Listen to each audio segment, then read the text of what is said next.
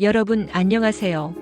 오늘 여러분과 함께 탐험해볼 흥미로운 주제는 바로 우리 일상에 깊숙이 자리 잡고 있는 낮잠입니다. 점심 식사 후 쏟아지는 충곤증, 혹은 한밤중에 잠 못 이루는 불면의 밤을 보내고 난 다음 날 잠깐이라도 눈을 붙이고 나면 마치 새로운 사람이라도 된 듯 개운함을 느끼는 분들이 많으실 거예요. 과연 이 달콤한 휴식, 낮잠은 우리 몸과 마음에 어떤 영향을 미치고 있을까요? 단순히 피로를 해소해주는 짧은 잠일까요? 아니면 밤잠을 방해하고 건강을 해칠 수도 있는 양날의 검일까요? 오늘은 이 낮잠의 양면성을 깊이 있게 파헤쳐보면서 여러분에게 가장 적합한 낮잠의 지혜를 찾아보는 시간을 가져보려 합니다. 저와 함께 낮잠의 미스터리를 풀어보는 여정에 동참해 주시겠어요? 많은 분들이 경험하셨겠지만 짧은 낮잠은 정말이지 삶의 활력소가 될 수 있습니다. 정신없이 돌아가는 하루 중 잠시 멈춰서서 눈을 감고 휴식을 취하면 몸은 물론 마음까지도 한결 가벼워지는 느낌을 받죠. 최근 의학계와 수면 과학 분야의 연구 결과들을 보면 이러한 낮잠의 긍정적인 효과가 단순히 기분 탓이 아니라 과학적으로도 명백히 입증되고 있음을 알 수 있습니다. 과거에는 낮잠을 자는 것을 게으름의 상징으로 치부하거나 밤에 잠을 설치는 사람들의 어쩔 수 없는 선택으로 여기는 경향이 강했습니다. 하지만 시대가 변하고 과학적 인식이 깊어지면서 이제 낮잠은 단순한 휴식을 넘어 건강을 증진하고 업무 효율성을 극대화하는 전략적인 방법으로 재평가받고 있습니다. 실제로 전 세계 유수의 기업이나 연구기관에서는 직원들의 생산성 향상을 위해 낮잠존을 설치하거나 낮잠의 중요성을 강조하는 프로그램을 운영하기도 합니다. 이는 낮잠이 개인의 건강뿐만 아니라 사회 전반의 생산성에도 긍정적인 영향을 미친다는 인식이 확산되고 있다는 방증이겠죠. 그럼 구체적으로 어떤 긍정적인 효과들이 있는지 함께 살펴보실까요? 낮잠의 가장 주목할 만한 긍정적 효과 중 하나는 바로 심혈관 질환 예방과 뇌 노화 방지입니다. 놀랍게도 하루 20분 정도의 짧고 규칙적인 낮잠은 심혈관 질환 발생 위험을 현저히 낮추는 데 도움을 줄 수 있다고 합니다. 스위스의 한 연구팀은 3,462명의 성인을 대상으로 5년이라는 긴 시간 동안 그들의 낮잠 습관과 건강 상태를 면밀히 추적 관찰했습니다. 그 결과 규칙적으로 낮잠을 자는 사람들이 낮잠을 전혀 자지 않는 사람들에 비해 심장마비, 뇌졸중과 같은 치명적인 심혈관 질환 발생 위험이 무려 48%나 감소했다는 충격적인 사실을 밝혀냈습니다. 거의 절반에 가까운 위험 감소라니 이 정도면 낮잠을 단순한 휴식이 아니라 하나의 중요한 건강관리 전략으로 간주해야 할 정도 아닐까요? 이 연구는 낮잠이 단순한 피로 해소를 넘어 생명과 직결된 중요한 건강 지표에 긍정적인 영향을 미칠 수 있음을 시사하며 전 세계 의학계의 주목을 받았습니다. 이러한 결과는 낮잠이 우리 몸의 스트레스를 줄여주고 혈압을 안정화하는 등 다양한 생리적 메커니즘을 통해 심혈관 건강을 보호할 수 있음을 암시합니다. 단순히 잠을 자는 행위가 이토록 엄청난 건강상의 이점을 가져다 줄 수 있다니 정말 흥미롭지 않나요? 다음으로 낮잠은 우리 뇌 건강에도 아주 중요한 역할을 하는 것으로 밝혀졌습니다. 특히 노화에 따른 뇌 수축을 늦추고 인지 기능을 보존하며 전반적인 뇌 건강 유지에 긍정적인 영향을 미친다고 합니다. 습관적으로 낮잠을 자는 사람들의 뇌를 MRI로 촬영하여 분석한 결과 같은 연령대의 낮잠을 자지 않는 사람들에 비해 전체적인 뇌 부피가 더 크게 나타났다는 연구 결과가 있습니다. 더욱 놀라운 점은 이들의 뇌 부피가 2.6년에서 심지어 6.5년까지 더 젊은 사람의 뇌와 비슷한 수준이었다는 사실입니다. 이는 낮잠이 뇌의 노화 과정을 늦추고 뇌 세포의 재생과 회복을 촉진하여 뇌 기능을 활발하게 유지하는 데 기여한다는 강력한 증거가 됩니다.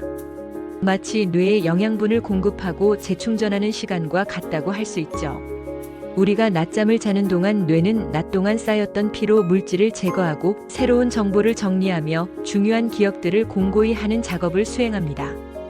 이러한 과정이 반복되면서 뇌는 더 건강하고 젊은 상태를 유지할 수 있게 되는 것이죠. 뇌 건강은 치매 예방과도 직결되는 중요한 문제인 만큼 낮잠이 단순한 휴식을 넘어 장기적인 뇌 건강 관리의 필수적인 요소로 자리매김할 수 있음을 시사합니다. 또한 낮잠은 기억력 강화와 업무 집중력 향상에도 지대한 영향을 미칩니다.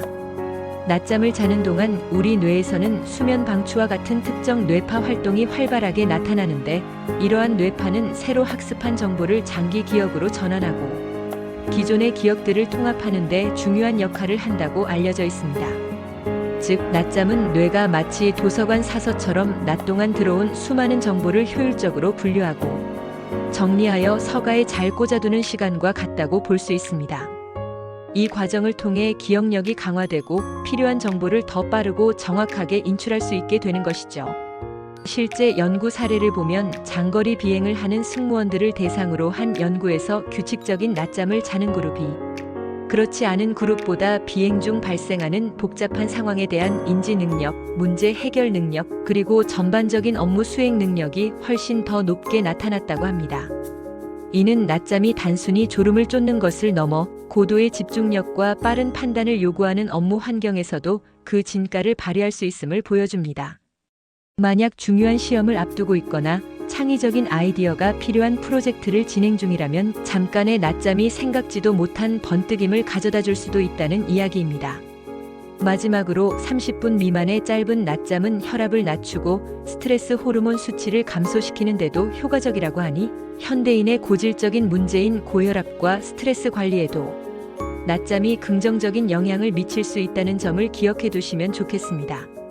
자, 여기까지 들으니 다들 당장이라도 낮잠 한숨 주무시고 싶으실 텐데요.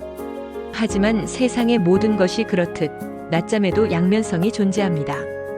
무조건 좋다고만 생각하고 아무렇게나 낮잠을 취했다가는 오히려 건강을 해치거나 밤잠을 망칠 수도 있습니다. 최근의 과학 연구들은 낮잠의 질과 길이, 그리고 타이밍이 얼마나 중요한지를 역설하고 있습니다. 무심코 즐기는 낮잠이 때로는 독이 될 수도 있다는 경고에 귀 기울일 필요가 있습니다.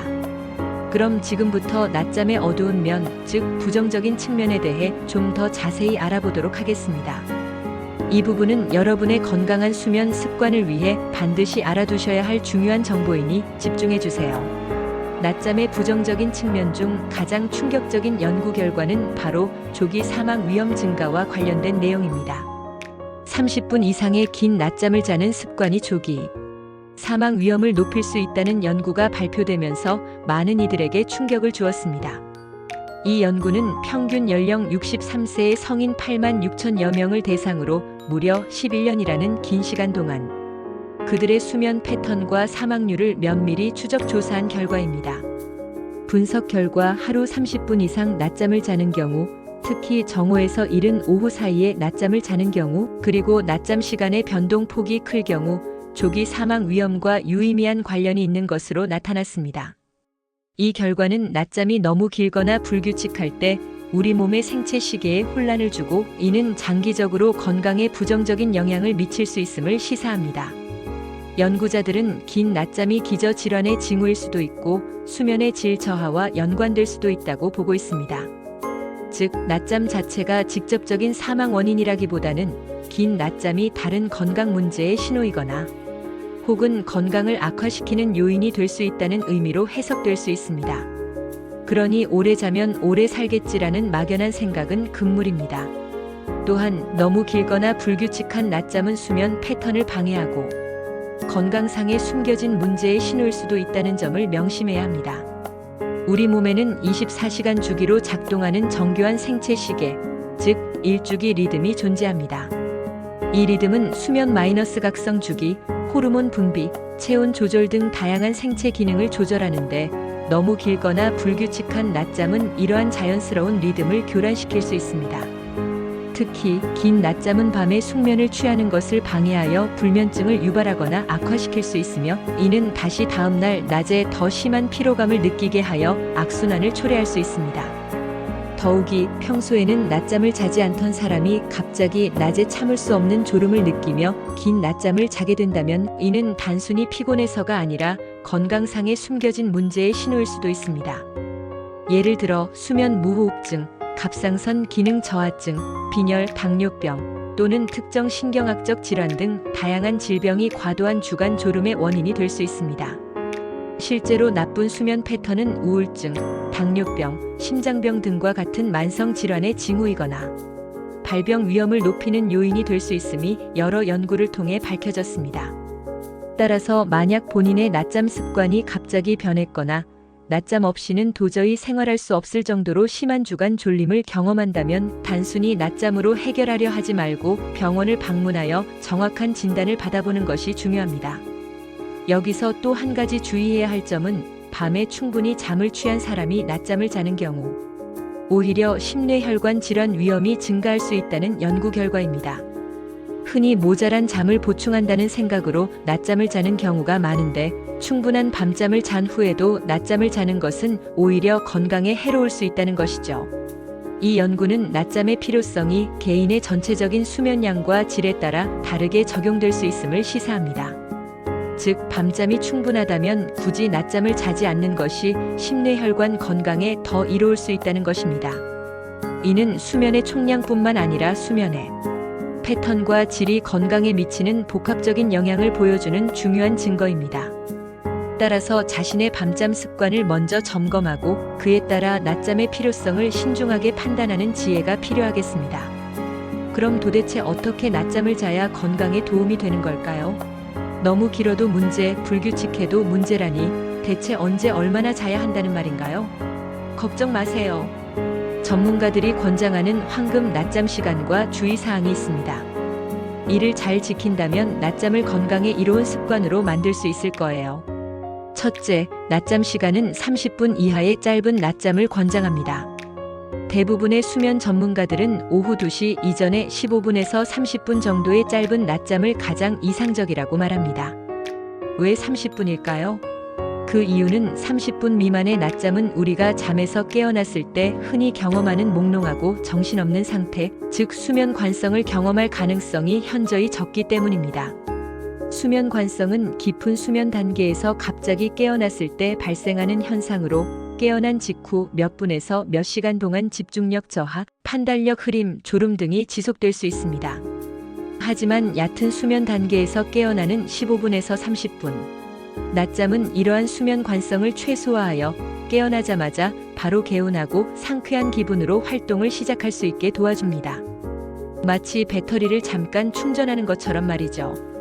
짧은 낮잠은 뇌를 쉬게 하고 낮 동안 쌓인 피로 물질을 효과적으로 제거하면서도 깊은 잠에 빠져들지 않기 때문에 밤잠에 방해를 주지 않습니다.